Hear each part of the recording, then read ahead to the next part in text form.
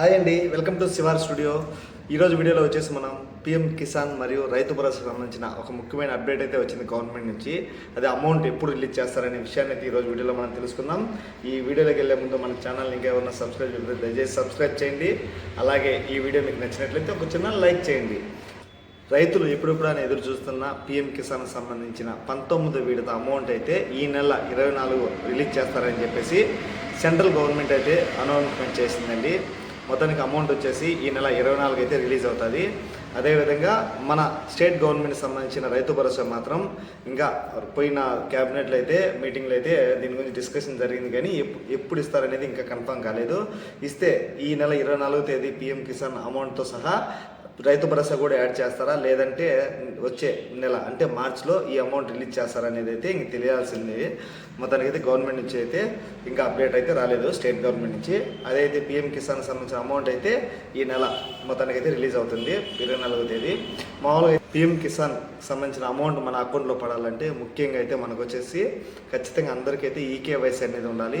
ఒకవేళ ఎవరైనా ఇంకా ఈకేవైసీ చేర్చుకోకపోతే దయచేసి మీ దగ్గరలో ఉన్న సచివాలయాలకు వెళ్ళేసి ఆధార్ కార్డు, భూమి పాస్బుక్ ఎత్తుకొని వెళ్ళి మీరు ఈకేవైసీ ఖచ్చితంగా చేసుకోండి. ఈకేవైసీ చేసుకుంటే అమౌంట్ అయితే క్రెడిట్ అవుతుంది. అదే కొత్తగా ఎవరైనా భూములు అయితే కొనింటే వాళ్ళు కూడా అప్లై చేసుకోవచ్చు.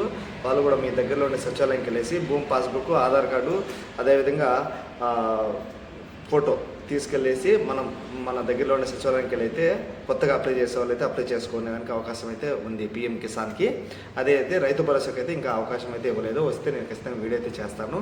ఇంకా మొత్తానికి వచ్చేసి మనం ఎవరైతే ఈకేవైసీ చేసుకోలేదో ఓన్లీ ఈకేవైసీ చేసుకున్న వాళ్ళకి మాత్రమే అమౌంట్ అయితే పడుతుంది, మిగతా వాళ్ళకైతే అమౌంట్ పడదు. అదే మనకి ఎలాగైతే ఆధార్ కార్డు, రేషన్ కార్డు ఉంటాయో అదేవిధంగా రైతులకి ఖచ్చితంగా రైతు కార్డు అనేది కంపల్సరీ ఇప్పుడు అవసరము. రైతు కార్డులకైతే ముఖ్యంగా మనం ఇప్పుడైతే అప్లై చేసుకునే దానికైతే ఒక చిన్న అవకాశం అయితే వచ్చింది. రైతులు ప్రతి ఒక్క రైతు దీన్ని ఖచ్చితంగా రిజిస్ట్రేషన్ చేసుకోవాలి ఆన్లైన్లో, లేదా మీ దగ్గరలో ఉన్న సచివాలయంకి వెళ్ళినా అక్కడైనా రిజిస్ట్రేషన్ చేస్తారు. అగ్రి స్టాక్ అనే ఆ వెబ్సైట్లో అయితే మనం రైతులైతే రిజిస్ట్రేషన్ చేసుకోవాలి. దీని ద్వారా రైతులకైతే గుర్తింపు కార్డు వస్తుంది. ఈ కార్డు ఉన్న వాళ్ళకి మాత్రమే మనకు పిఎం కిసాన్ కానీ, రైతు భరోసా కానీ, అదేవిధంగా ఏదైనా సబ్సిడీ రైతులకు సంబంధించిన ఏ సబ్సిడీ కావాలన్నా మన ఈ రైతు కార్డు అయితే కంపల్సరీ ఉండాలి. ఈ రైతు కార్డుకి అప్లై చేయాలంటే డిస్క్రిప్షన్లో అయితే రైతు కార్డుకి అప్లై చేయడానికి లింక్ అయితే పెట్టాను. ప్రతి ఒక్కరు దాని మీద క్లిక్ చేసి మీరైతే రైతు కార్డుకి అయితే అప్లై చేసుకోవచ్చు. దాంట్లో కొన్ని డీటెయిల్స్ అయితే అడుగుతుంది, మన ల్యాండ్కి సంబంధించిన డీటెయిల్స్. అవి ఎంటర్ చేసి సబ్మిట్ చేస్తానంటే మనకైతే ఒక నెంబర్ వస్తుంది. ఆ నెంబర్ ద్వారా మన అధికారులు అయితే మనల్ని అప్రూవ్ చేసినారంటే మనకి రైతు గుర్తింపు కార్డు అయితే వస్తుంది. ఈ కార్డు ఉంటేనే మనకి రైతు భరోసా కానీ, అదేవిధంగా పిఎం కిసాన్ కానీ డబ్బులు పడాలంటే ఈ కార్డు ఖచ్చితంగా ఉండాలి. ప్రతి రైతు దీన్ని ఖచ్చితంగా రిజిస్ట్రేషన్ చేసుకోవాలి.